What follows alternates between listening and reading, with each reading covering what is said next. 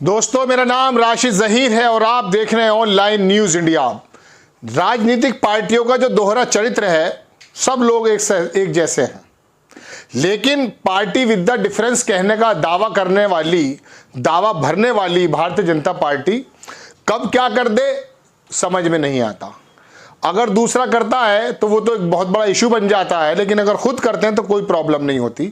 गुजरात के अंदर टिकट बांटे भारतीय जनता पार्टी ने, वो मैं आपको पहले बता चुका कि एक ऐसे विधायक को भी टिकट दिया गया था जो उन बलात्कारियों को, जो बिल्किस बानो के बलात्कारी दोषी हैं, उनको संस्कारी ब्राह्मण बता रहा था। लेकिन अब भारतीय जनता पार्टी को मालूम है कि याददाश्त वोटर्स की या तो बहुत कम हो गई है या फिर दूषित उन लोगों ने कर दी है। अब क्या हुआ है, नरोदा पाटिया 97 मुसलमानों को मार दिया गया था उस दंगे में। वहां पर दंगे में जो दोषी हैं, आरोपी नहीं दोषी हैं, उसकी बेटी को भी टिकट दे दिया है।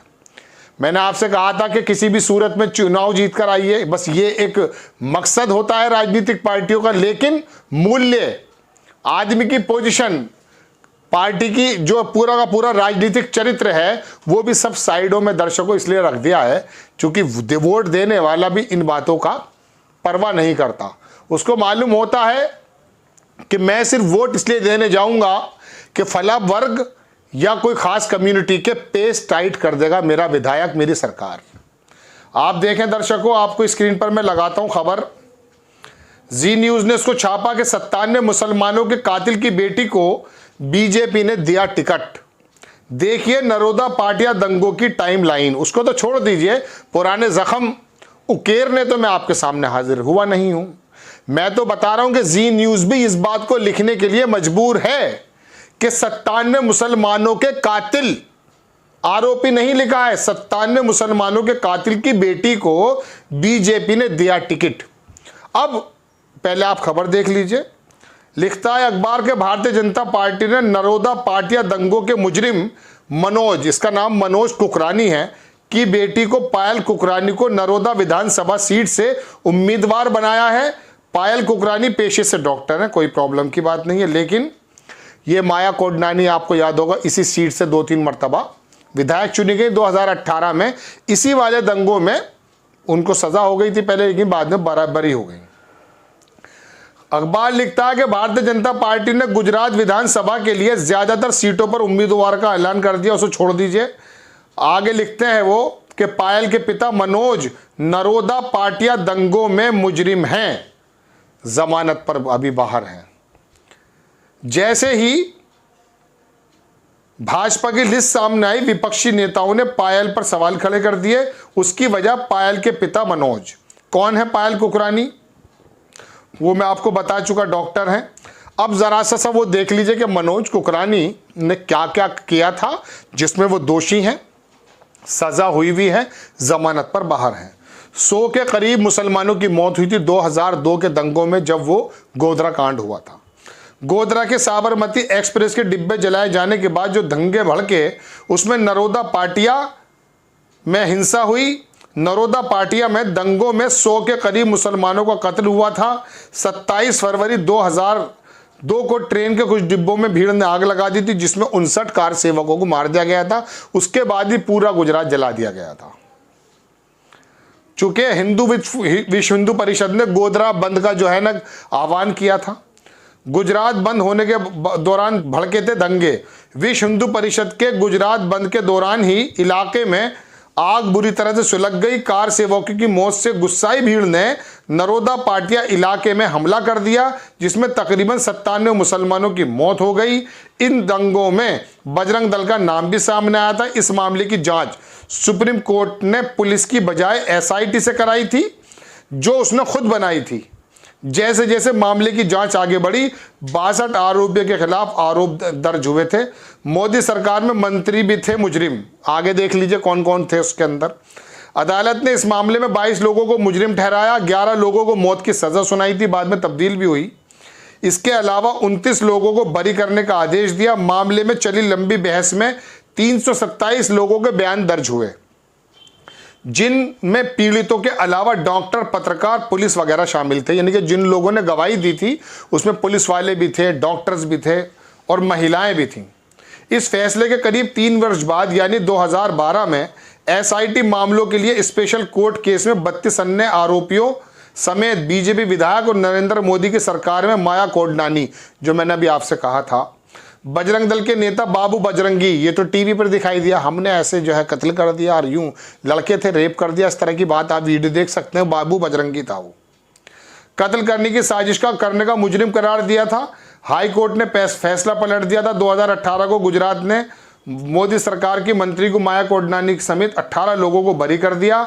बजरंगी समेत को भी आजीवन कारावास को 21 साल का कर दिया था।